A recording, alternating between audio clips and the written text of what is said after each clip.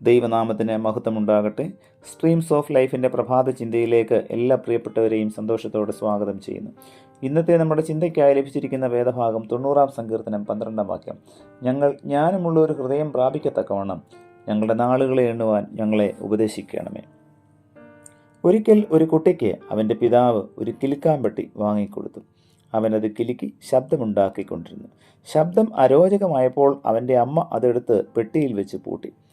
കുട്ടി കരച്ചിലുമായി. അവൻ കരഞ്ഞു കരഞ്ഞ് അന്ന് രാത്രി ഉറങ്ങി.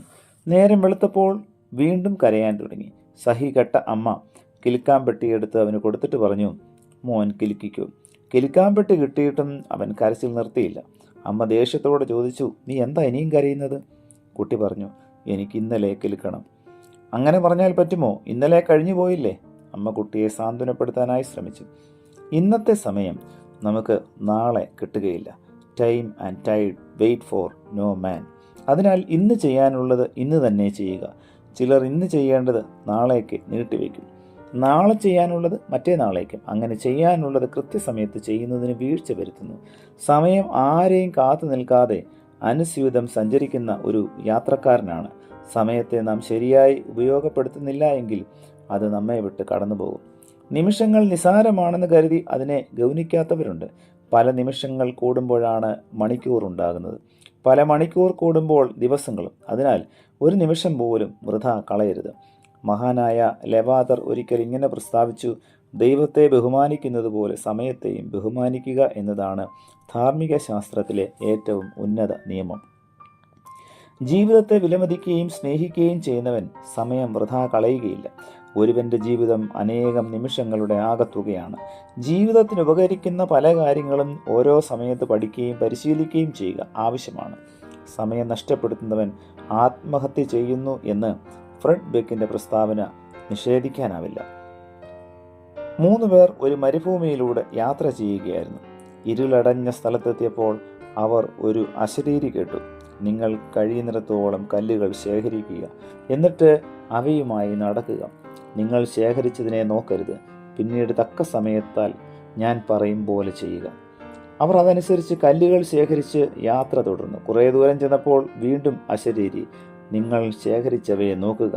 കയ്യിലിരുന്ന കല്ലുകളെ നോക്കിയപ്പോൾ അവർക്ക് അത്ഭുതമാണ് ഉണ്ടായത്. അവർ ശേഖരിച്ചത് രത്നക്കല്ലുകളായിരുന്നു. കുറച്ച് പെറുക്കിയവർക്ക് ദുഃഖം തോന്നി. കൂടുതൽ പെറുക്കിയിരുന്നുവെങ്കിൽ കൂടുതൽ സ്വത്തിന് ഉടമകളാകാമായിരുന്നു എന്ന് അവർ ചിന്തിച്ചു.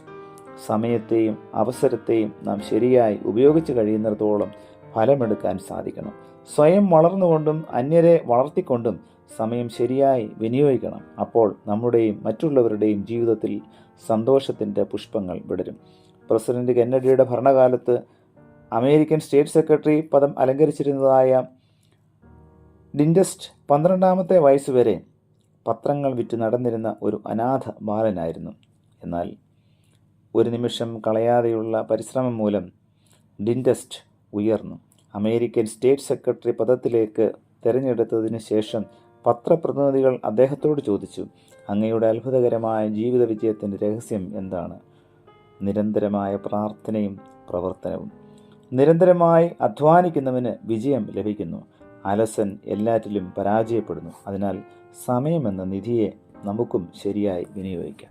പ്രിയ കർത്താവേ, ഞങ്ങൾക്ക് തന്നിരിക്കുന്ന നല്ല ആയുസ്സിനായും ആരോഗ്യത്തിനായും നന്ദിയോടെ സ്തോത്രം.